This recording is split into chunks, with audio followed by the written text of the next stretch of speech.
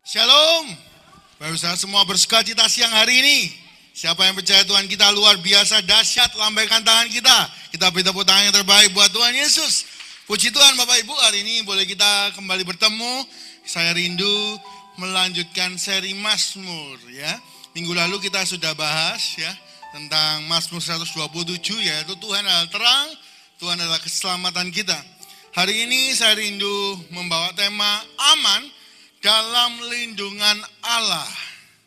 Bapak Ibu, di mana di dunia ini adalah tempat yang aman? Kata orang, Amerika itu negara adik kuasa. Ya, artinya kuasanya besar. Ternyata bisa kerusuhan.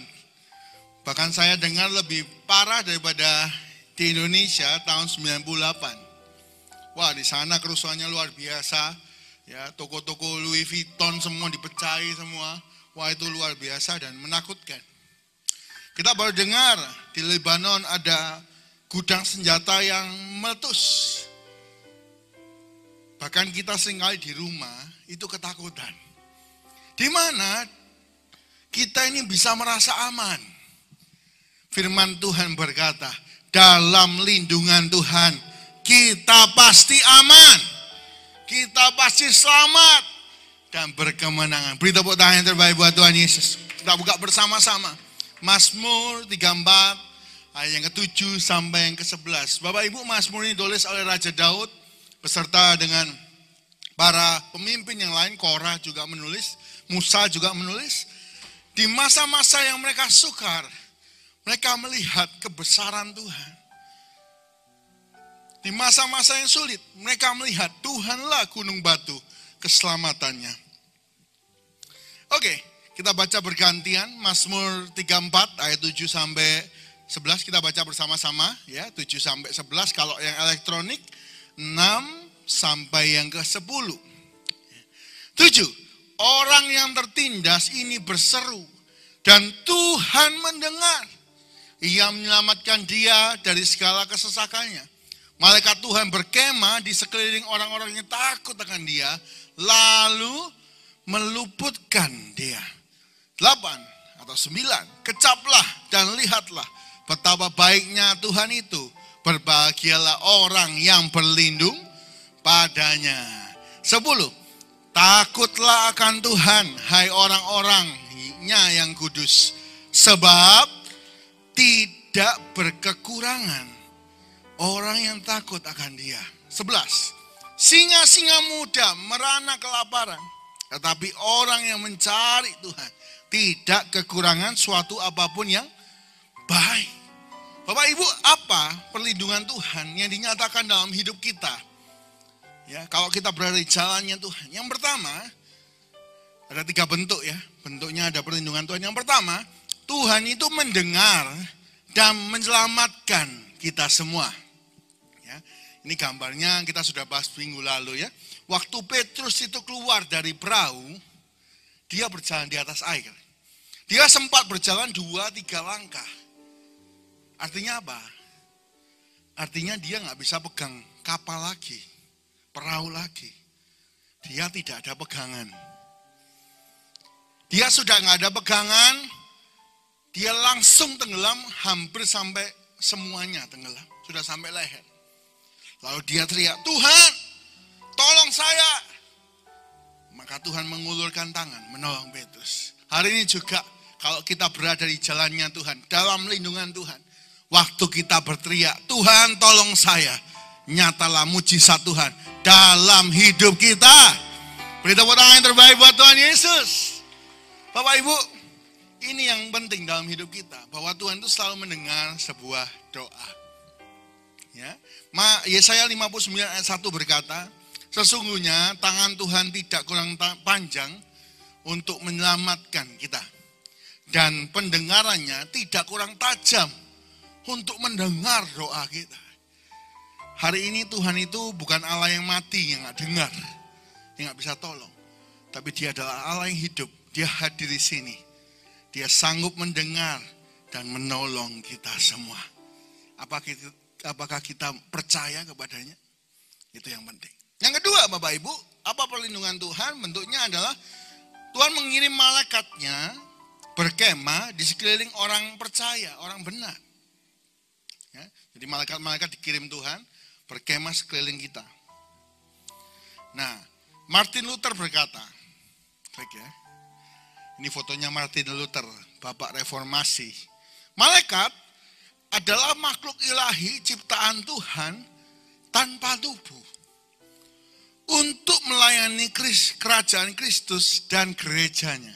Jadi Bapak Ibu, malaikat itu diciptakan untuk melayani kita. Ya.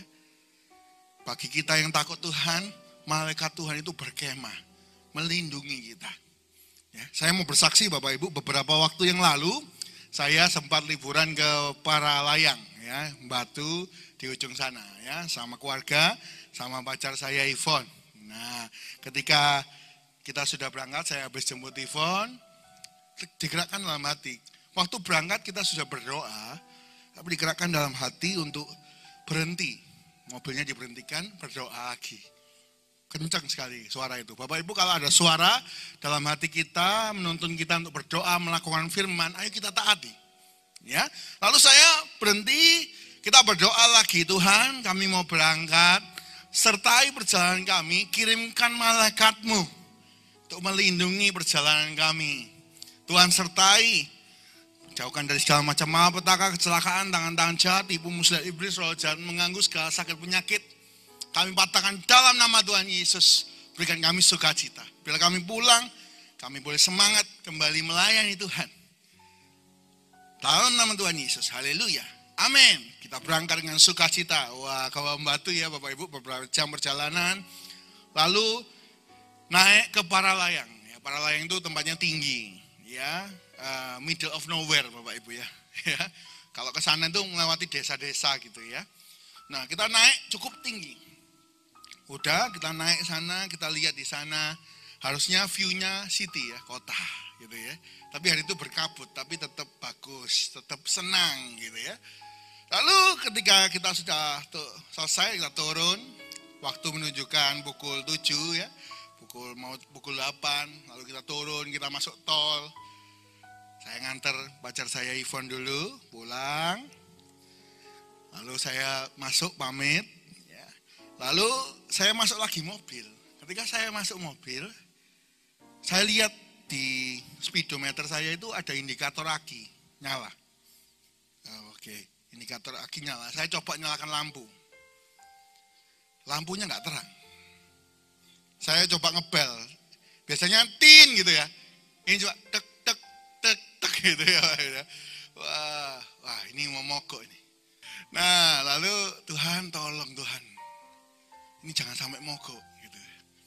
Lalu saya perjalanan dari Kenjeran ke rumah saya dan Musada. Saya pelan-pelan nyetirnya, takut remnya hilang kontrol. Ya, kalau remnya hilang kontrol pasti nabrak udah. Wah, saya pelan-pelan dengan ketir-ketir ya. Sampai rumah, saya buka pagar saya masukkan mobil, saya matikan itu mobil. Jegrek. Ya. Udah parkir yang baik. Lalu saya coba starter.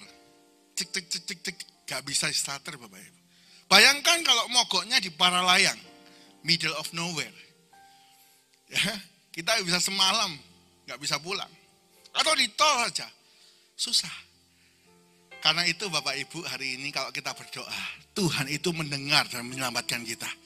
Bahkan malaikatnya dikirim kita, kalau kita keluar masuk, kita disertai, tidak ada malapetaka, yang ada berkat Tuhan. Beri tepuk tangan yang terbaik buat Tuhan Yesus. Jadi hari ini Bapak Ibu, apa lindungan Tuhan? Yang pertama itu Tuhan dengar kita. Tuhan selamatkan kita. Yang kedua, Tuhan kirim malaikatnya berkemah beserta kita. Ya, bukan sakit yang ada berkat. Yang ketiga Bapak Ibu, Tuhan itu memberikan kita tidak kekurangan suatu apapun. Singa-singa muda boleh merana kelaparan, tapi orang yang mencari Tuhan gak kekurangan suatu apapun yang baik. Bapak Ibu, singa muda ini bicara mengenai kekuatan untuk mendapatkan mangsa. Kalau tua, singa tua itu sulit. Singa muda ini hebat-hebatnya. Ya, pandai-pandainya cari makanan. Mungkin kita lihat sekarang. ada orang-orang yang kuat bisnisnya. Oh, ini seperti singa di bisnis ya. Pendapatannya besar. Atau bahasa lainnya gajah di bisnis ya. Besar, hebat, perusahaan besar. Bisa kolaps, merana, susah. Saya kemarin baca list perusahaan-perusahaan yang akan bangkrut. Ada restoran, ada brand fashion yang ternama, banyak orang beli, mau bangkrut. Singa-singa mungkin merana kelaparan. Tapi kalau kita cari Tuhan, kita tidak kekurangan suatu apapun yang baik. Siang ini kita cari Tuhan, ini sudah benar. Pasti pulang dari tempat ini, ayo punya iman. Orang yang cari Tuhan tidak berkekurangan, tapi diberkati untuk jadi berkat. Beri tepuk tangan yang terbaik buat Tuhan Yesus.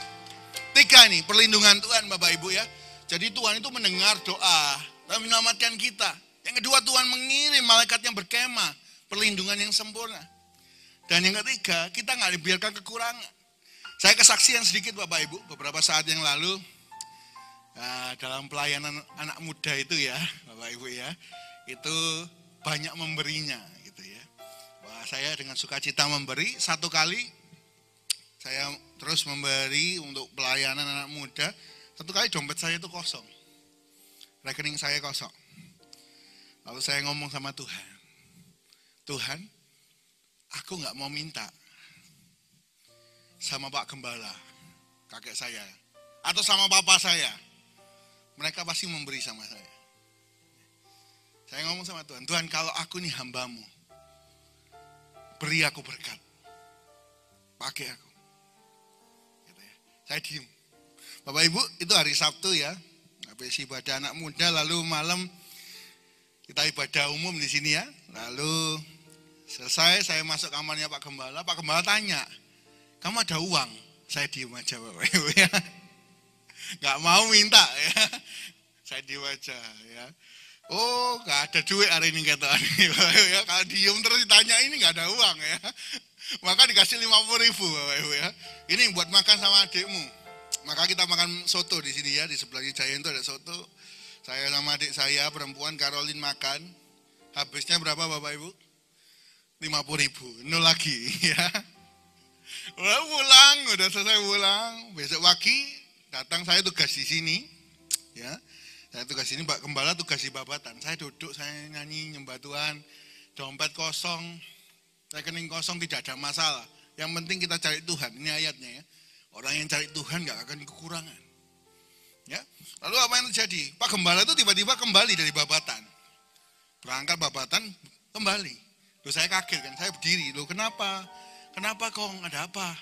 Ini loh, jemaat ngasih kamu ini. Satu bingkisan gitu. Oh iya, katanya harus sekarang diterima. Oh iya, siap. Terima kasih, sampaikan terima kasih ya Kong. Saya buka, isinya tas baru. Ya, tas lempang. Oke, saya buka tasnya. Isinya dompet baru. Saya buka dompetnya, isinya angpau Bapak Ibu. Wah, luar biasa. Tuhan gak pernah meninggalkan kita, amin. Kita gak akan berkekurangan. Beri tepuk tangan yang terbaik buat Tuhan Yesus. Bapak Ibu, jadi kita gak akan berkekurangan. Saya buktikan. Sudahkah Bapak Ibu Saudara buktikan? Jangan sampai cuma kata pendeta, oh kata pendeta ini kayak gitu. Ini mirip sama pendeta ini rasanya ya. Kesaksiannya kok mirip-mirip. Bapak Ibu, Tuhannya pendeta sama dengan Tuhan Bapak Ibu. Kalau pendeta bisa dapat mujizat, Bapak Ibu Saudara pun bisa dapat mujizat. Asalkan kita mencari Tuhan dan percaya. Saya berdoa pulang dari tempat ini. Mungkin Bapak Ibu sedang mengalami ya, kantong kosong, rekening sedang kosong. Pegang firman ini. Siapa mencari Tuhan? Tidak kekurangan suatu apapun yang begitu tagihan datang. Kita katakan firman ini. Siapa mencari Tuhan? Tidak kekurangan suatu apapun yang baik. Saya katakan itu. Dan Tuhan kirimkan berkat dengan cara yang ajaib. Pulang dari tempat ini saya tunggu kesaksian Bapak Ibu ya. Kita semua mengalami mujizat. Nah, apa bagian kita? Kita lanjut ke bagian terakhir dari khotbah hari ini, yaitu bagian kita. Kalau Tuhan lindungi kita, jawab doa kita. Lindungi kita dengan malaikatnya. Memberi, provide apa yang kita perlu. Apa bagian kita? 2 bagian kita. Ya, dalam Mazmur 34 ini. Klik. Ya.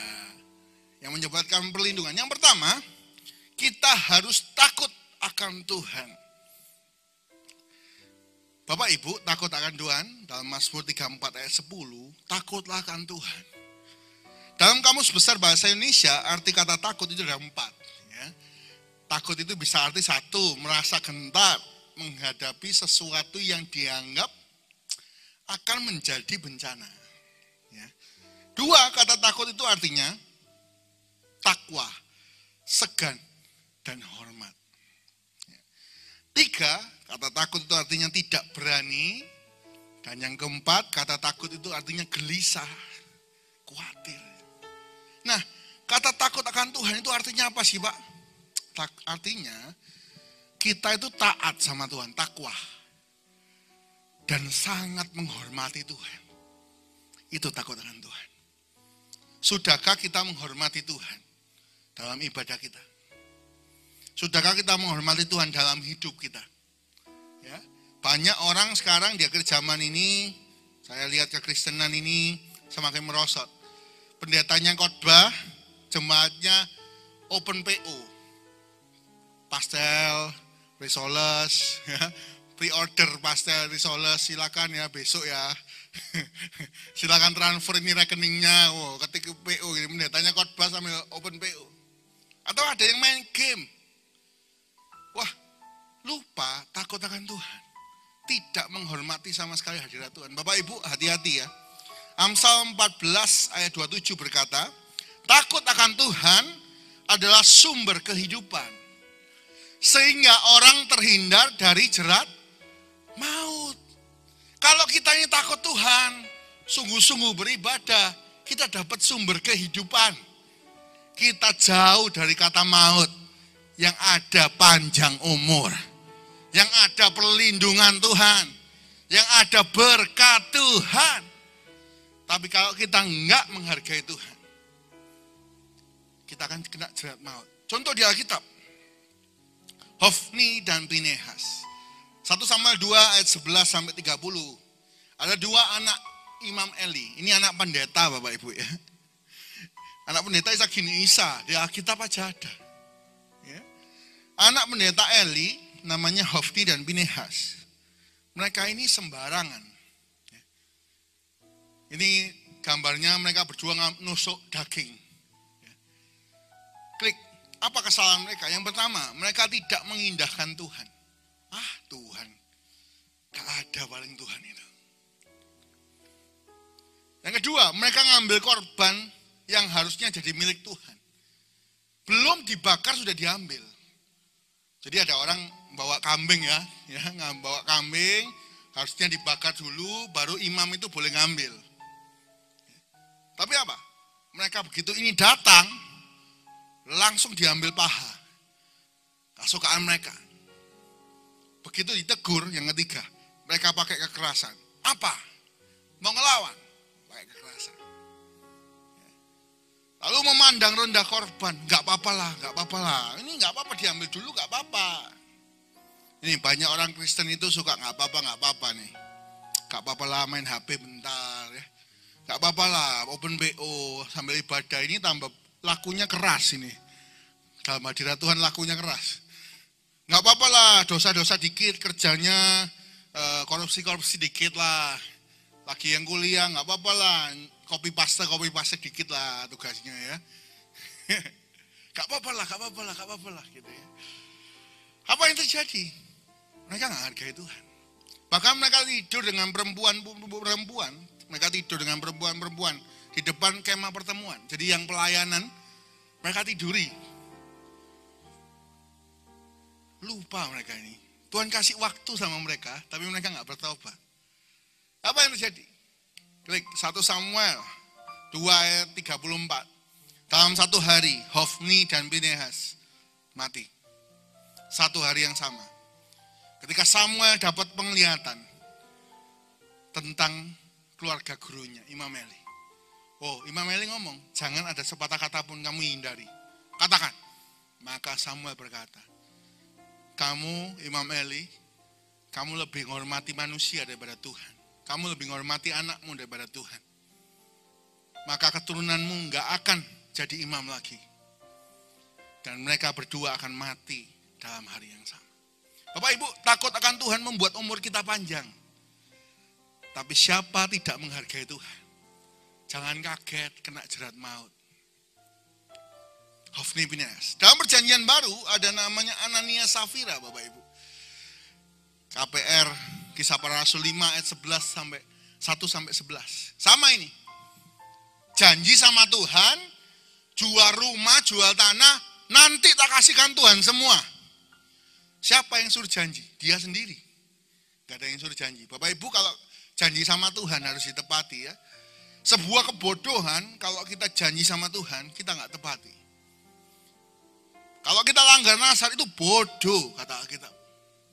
Lebih baik jangan janji. Jangan janji ya, kalau sukses nanti aku pelayanan sepenuhnya buat Tuhan.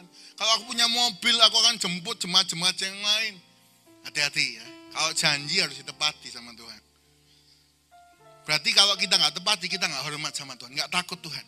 Seperti mereka ini, mereka janji jual tanah, semua dikasihkan Tuhan, semua ya, iya semua. Ketika suaminya datang, Ananias ke Petrus, ini hasil jual tanahku. Petrus cuma tanya, ini semua ya? Dia jawab, iya. Langsung putus nyawanya, meninggal. Lalu orang-orang muda ngangkat, dikuburkan. Istrinya datang, Safira. Dia cari suaminya.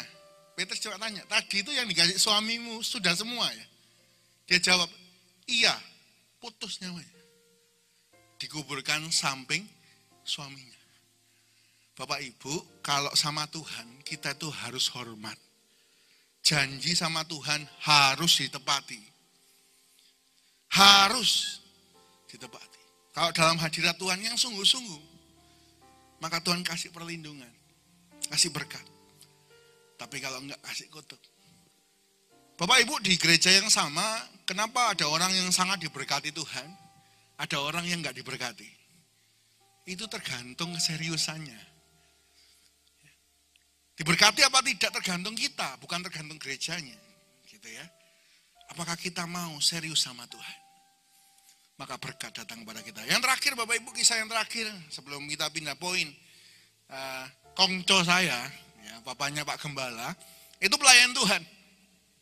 Dulu suka membagikan perjamuan suci, ya, perjamuan suci keliling ya. Nah, kita belum bisa perjamuan suci Bapak Ibu, ya, nanti doakan supaya kita punya cara sesuai protokol kita bisa perjamuan suci ya. Nah, kongco saya bagikan perjamuan suci, ada seorang bapak itu ngambil roti, langsung diemplok, langsung dimakan. You know diemplok ya, gitu ya. Lalu diminum anggurnya, langsung dibilangi, Pak, nggak boleh, nggak sopan itu sama Tuhan, nggak menghormati Tuhan Bapak ini. Tunggu semua angkat sama-sama, ini tubuh dan darah Yesus. Nggak apa-apa nih, suka nggak apa-apa kan, nggak apa-apa lah. Bulan depan, awal bulan. Sama, diambil langsung dimakan. Dia langsung minum anggur, dibilangi, Pak, jangan. Tambah ngomong, boleh nambah enggak? Tambah kurang ajar ya Bapak Ibu ya. Bulan ketiga, lakukan yang sama. Genap bulan ketiga itu, 3 kali. Pulang, gereja, tabrakan di kapasan, langsung meninggal. Langsung meninggal. Orang enggak takut Tuhan. Gak punya sumber kehidupan. Kena jerat maut. Tetapi siapa takut Tuhan? Diberi umur panjang. Saya berdoa Bapak Ibu semua, umurnya panjang. Doanya dijawab Tuhan. Rumahnya dikemahi. Malaikat selamat. Tidak kekurangan suatu apapun yang baik. Beri tepuk tangan yang terbaik buat Tuhan. Kapan? Waktu kita menghormati Tuhan. Kalau kita hormati Tuhan, Tuhan aku mau pakai hidupku ini buat Tuhan. Aku menghormati engkau. Engkau yang layak ditinggikan dalam hidupku. Jangan kaget kalau kita diberkati luar biasa. Tapi kalau kita nggak menghargai Tuhan, sapa Tuhan, nggak apa-apa lah. Hofni Pinehas, Ananias Safira. Mereka kehilangan nyawanya. Yang kedua Bapak Ibu, sebagai penutup khotbah ini, poin kedua apa yang menjadi bagian kita? Yang pertama takut Tuhan, respect, hormat sama Tuhan. Yang kedua, ayo kita mencari Tuhan. Mazmur 34 ayat 11, ya. Singa-singa muda merana kelaparan, tetapi orang yang mencari Tuhan tidak kekurangan suatu apapun yang baik. Kata mencari dalam bahasa Ibrani, bahasa asli Alkitab, bahasa Ibrani Bapak Ibu, ada dua kata mencari itu. Yang pertama, kata mencari dalam bahasa Ibrani adalah bakas, ya. B-A-K-A-S. Artinya mencari, berkonsultasi, sekali saja selesai. Ya, bakas ini dipakai kalau sekali saja selesai. Banyak orang Kristen kayak gini, punya masalah, cari Tuhan. Begitu sekali itu cari Tuhan ditolong, selesai. Nggak nyari Tuhan lagi. Ya. Tapi ada yang kedua, kata mencari itu adalah daras, ya. D-A-R-A-S, daras. Artinya mencari, menanyakan, membutuhkan dan berkonsultasi dengan sangat sering. Dengan sangat sering. Kata mencari Tuhan di sini, Mazmur 34 ayat 11, itu menggunakan kata kedua, daras. Cari Tuhan. Sungguh-sungguh cari Tuhan. Seperti Daniel, doa 3 kali sehari. Banyak orang ngomong kualitas gak penting. Kuantitas gak penting. Banyaknya gak penting, Pak. Yang penting kualitas. Dua-dua itu penting, Bapak Ibu. Berkualitas, hormat sama Tuhan. Yang kedua, sering cari Tuhan. Daniel suka doa. Tidak kekurangan suatu apapun yang baik. Mau masuk kandang singa, selamat. Daud, 7 kali sehari aku memuji engkau. Mazmur 119 ayat 164. 7 kali sehari. Nyanyi. Daud bukan orang pengangguran. Daud itu raja. Tapi dia bisa kasih waktu buat Tuhan. Artinya apa? Dia tidak kekurangan suatu apapun yang baik akhirnya. Ya, kalau kita pun cari Tuhan, kita gak kekurangan. Kalau kita hari ini merasa kurang, waktu kita pakai buat apa? Banyak orang berkata ibadah itu sia-sia, wah buang-buang waktu. Salah. Kalau kita cari Tuhan, kita itu dapat upah. Ibrani 11 ayat yang ke-6. Tetapi tanpa iman tidak mungkin orang berkenan kepada Allah. Sebab barang siapa berpaling kepada Allah, ia harus percaya bahwa Allah ada. Dan bahwa Allah memberi upah kepada orang yang sungguh-sungguh mencari Dia. Jadi bukan kita buang-buang waktu datang gereja itu. Oh Pak, time is money. Gitu. Oh enak buka toko Pak. Time is family. Wah semua waktu dikasih buat keluarga. Sia-sia Pak ibadah. Salah. Kalau kita cari Tuhan, kita akan dapat upah. Upahnya apa? Umur panjang. Masa sulit, singa-singa muda orang hebat kolaps. Kita tetap diberkati Tuhan. Beri tepuk tangan yang terbaik buat Tuhan Yesus. Saya mau nutup dengan sebuah kisah. Ada seorang bernama Eric Liddell. Eric Liddell ini lahir di Tianjin, Cina. Mukanya bule, lahirnya di Cina, Bapak Ibu. Ya, kenapa? Karena dia anaknya misionaris, ya. Namanya bapaknya adalah James Dunlop Liddell. Ya. Dia orang Skotlandia. Ya. Waktu dia lahir, dia sering belajar lari. Maka tahun 1924, karena dia jago lari, dia dimasukkan Olimpiade. 1924 mewakili Skotlandia. Ya. Wah, dia lari nomor 100 meter. Wah, dia latihan berbulan-bulan untuk lari. Lalu ketika sudah dekat waktunya lomba Olimpiade 1924, dia lihat jadwalnya. Ternyata lari 100 meter itu hari Minggu. Hari Minggu. Langsung dia ngomong sama pelatihnya, Pak pelatih, sorry ya, kalau Minggu aku nggak lari, aku di gereja. Aku lebih baik cari Tuhan. Tuhan itu prioritas hidupku. Loh, ini itu sekali dalam setahun loh. Setahun ada 52 minggu. Sekali ini loh kasih ke Olimpiade. Enggak, sorry. Aku harus cari Tuhan. Tuhan itu prioritasku. Maka dia ke gereja.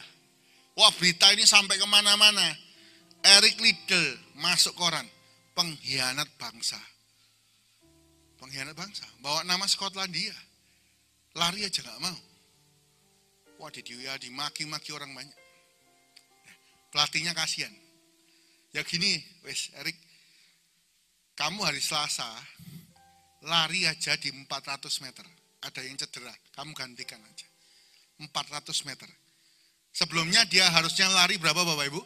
100. Ini 4 kali lipat. Bayangkan dia ngelawan atlet yang selama hidupnya lari 400 meter. Persiapan 400 meter. Kira-kira bisa menang nggak? Kalah cepat, kalah kuat, kalah stamina. Mereka sudah biasa lari 400 meter. Tapi Eric berkata, oke, gak apa-apa, Selasa aku lari ya 400 meter. Dia persiapan, Senin dia persiapan. Lalu Selasa dia berangkat dari kontingennya, lari 400 meter. Sebelum dia masuk ke arena, dia dikasih surat sama pelatihnya. Kertas kecil, dia buka. Klik ya, isi kertasnya itu 1 Samuel 2:30. Sebab siapa menghormati Tuhan, akan Tuhan hormati. Dia berkata amin. Dia bersiap, dia lari 400 meter. Dia lari. Eric Liddell, Olimpiade 1924, juara 1 400 meter. Beri tepuk tangan yang terbaik buat Tuhan Yesus. Mungkin kita merasa kalah pinter, kalah cepat, kalah pengalaman sama orang. Eric Liddell kalah pengalaman sama atlet lain, negara lain yang terbaik pelarinya. Bayangkan dari Afrika itu kan kencang. Dia bisa menang. Apa yang mustahil bagi kita? Kalau kita mengutamakan Tuhan, mencari Tuhan, tidak kurang suatu apapun yang baik. Pesan firman Tuhan hari ini ayo kita bawa pulang. Ayo kita hormati Tuhan. Takut akan Tuhan. Itu yang membuat kita panjang umur. Waktunya beribadah. Waktunya berdoa yang serius. Bahkan hidup kita pakai untuk kehormatan Tuhan. Yang kedua, cari Tuhan. Utamakan cari Tuhan. Orang yang cari Tuhan tidak kekurangan suatu apapun yang baik. Saya berdoa, Bapak Ibu, saudara semuanya punya hidup, punya umur panjang, punya penyertaan, jawaban doa, dan tidak kurang apapun dalam hidup kita semua. Amin. Walau 1000 rebah di sisiku, Kau tetaplah Allah penolongku. Walau 10.000 rebah di kananku, sebab Yesus walau 1000 rebah, walau 1000 rebah di sisiku, Kau tetaplah Allah, Kau tetaplah Allah penolongku.